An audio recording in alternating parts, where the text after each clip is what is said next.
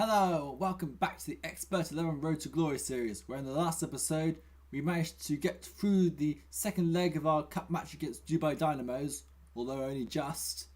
And in this episode we're going to be taking on Steppenwolf Suckers, the two-time Ultimate League champions who won the title as recently as season 35, with their other triumph coming 2 seasons before that.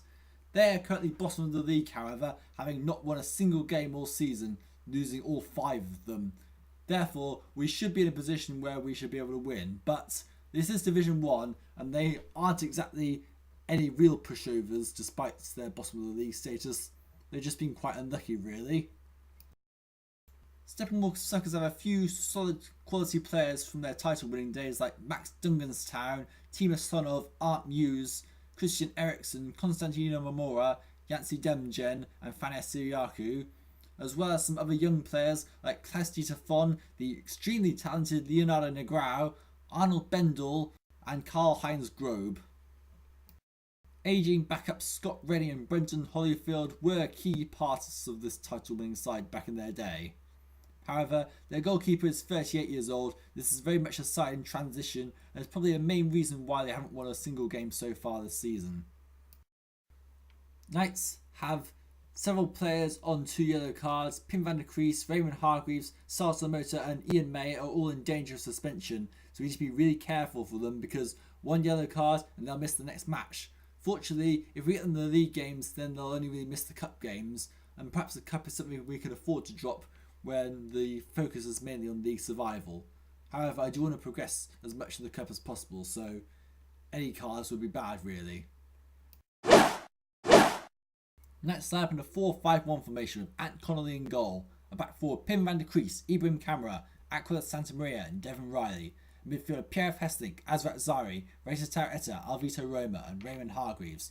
Up front Celso Mota. On the bench Ryan Mulligan, Bapit Kanchanapoom, Y Junior, Leonard Tingstrom and Ian May.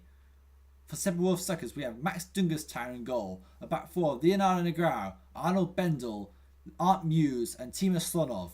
Midfield Emil Ovas, Klaus-Dieter Von, Yancy Demjen, Christian Eriksen and Konstantino Mamora. Up front Fania Siriaku up front on his own. On the bench Scott Rennie, Karl-Heinz Grobe and Brendan Holyfield.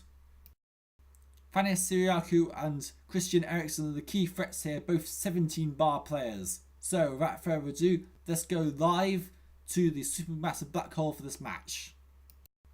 Captains for this match are Pim van der Kruis from Macedonia, back in the captain's role after his resting in the second leg against Dubai Dynamos, and for Steppenwolf Suckers the captain is going to be Fania Siriaku, the 17-bar striker. The referee for this match is Ian Hartman. Knights are in the red and yellow strip playing from left to right. Steppenwolf Suckers are in the wolf-based strip playing from right to left, and they will be signified by the colour brown. All Stars taking on Kioshi's Killers, and that's a massive match as the top 2 go head to head against each other. FK Svaj Cernico against Kara Nightboats, another massive game with an all relegation scrap, and Highlanders Athletic against Shark United's a mid-table scrap. So big scraps all round today in the league as the match is underway here and now. Knights have a free kick in a dangerous position in the 10th minute. It's shot and goal by Pierre Of Hesslink and it misses the goal.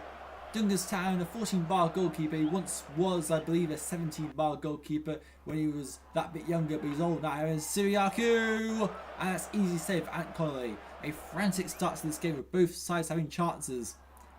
Misdirected kick in front of goal by Emil Ovas and a stop by the goalkeeper. Well, Ovas had to get called on Dunganstown to stop his own embarrassment as the Steppenwolf Suckers have a free kick. It is Christian Eriksen! And it's out of play. Thank goodness for that. Eriksen, a very lethal free kick taker on 17 bars. He is not a former Ultimate League champion for nothing after all. As we can see, there's been goals as Highlanders Athletic and Shark United both scored, so that's a 1-1 draw. 35 minutes in, and Fania Siriaku missed it, shot on goal, and it's straight at Ant Connolly. Good save there by Ant Connolly to deny Fania Siriaku. Another chance for the Suckers. Siriaku again! Missed the goal by Mita. We're coming under a lot of pressure from the Suckers so far, but it's a really, really good game for the neutral perspective so far. Both sides having plenty of chances. Here's a precise handle by Celso Mota. That's a goal! We could have gone either way in this game, but Knights have taken the lead, and it's Celso Mota with Raymond Hargreaves who's crossed directly in the back of the net by the big centre forward, and that means that with half time it is Knights Sardinia 1, Steppenwolf Suckers 0, but the chance count tells a different story altogether. Knights have had 3 chances, but the Suckers have had 4.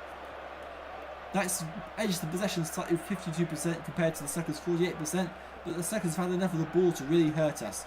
So we really step up our game for the second half if we're to try and see this out, because the Suckers could quite easily get back into it if the game continues along like this way it does. And as the second half gets underway, we have a free kick. It's going to be taken.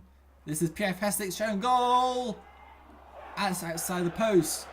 Max Dungenstein, maybe 38 years old, but he's still good enough to play at Division 1 level. As you can see from that save, Pierre Of Hesslink has shot on goal and missed the goal.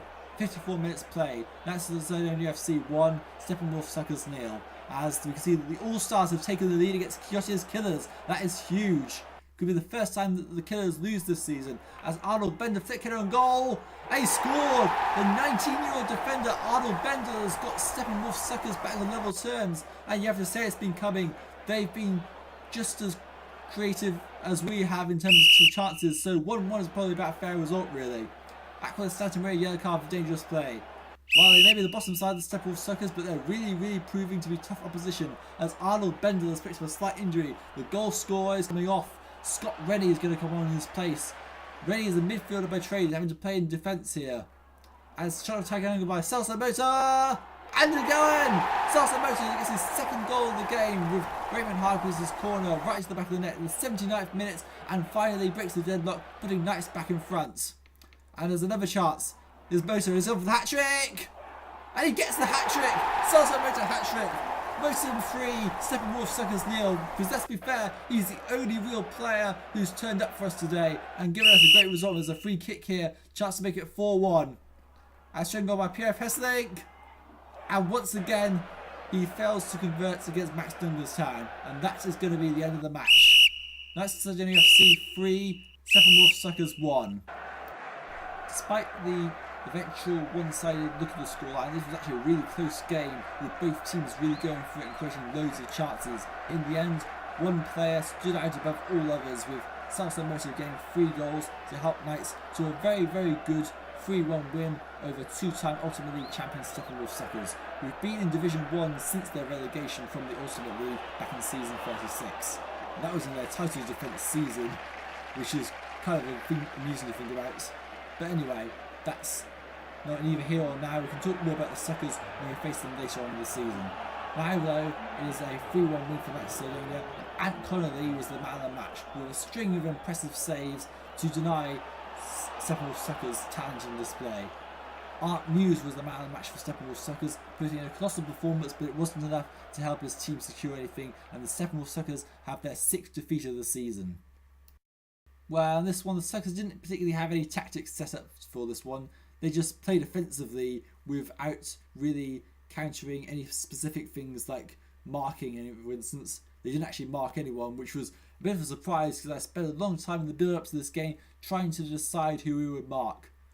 However, in the end, it didn't matter really, because the game was fast and frantic and they could have got something out anyway. We were very thankful to Celso Mota, our striker, who's been the club's record goal scorer, and he's finally showed why he's had that tag for so long. Now he's in his prime, he's shown him to be a striker of real quality going forward. We'll have a cup match next against Liverpool's, and then it's on to the double header against FK Svaj Cernica in mid-season. If we look at the other match of the division, the All-Stars Chiyotia's Killers game could really open things up for us, because we were sitting third in the league going into this game, but this win over Steppenwolf Suckers could actually give us a chance of getting promoted even. By that I mean that we'll probably be into the playoff positions, but that would also mean that we would really have a chance to go top of the league if we can continue to win games. Anyway, that's it for my mumblings. Let's see the team of the week. Unfortunately, none of our players made it to the team of the week this week, but that just shows you how much quality there is in this division. The team of the week this week was Avram Milovic of FK Svaj Cernica in goal, a back four Gennaro Pasotto, Chiyotia's Killers, Art Muse, Steppenwolf Suckers, Haluk Buzzkurt Kyoshi's Killers, and Hubert Kossian Shark United. In midfield, we have Wilbur Brooms the All-Stars, Torgny Bjorkwold Kyoshi's Killers, Alan Holyfield Shark United, and Basil Helmsford the All-Stars. Up front, Andy Halliday Shark United, and Claudio Costa Shark United. So, after that round of matches, Knights are up to second place in the league, with nearly the exact same record as the All-Stars after their 2-0 win over Kyoshi's Killers, which has brought them straight back into the pack and made things a lot closer. All-Stars dropped to third, but really we have exactly the same record as the All-Stars, and I think it's only down to away records which has put us ahead of the All-Stars. In fact, it might even be the head-to-head record, and the fact that we've beat the All-Stars seems to be counting for quite a bit here so far. Shark United are 5th at the moment. Carrow Nightboats, despite being the weakest team in the division, are now in 5th place, having escaped the relegation zone ahead of Highlanders Athletic and FK Svaj Cernica. Steppenwolf Suckers prop at the pack, still on 0 points, having lost all 6 games this season. That's it for this episode. In the next episode, we will be taking on Liverpool's FC in the Cup. See you guys then.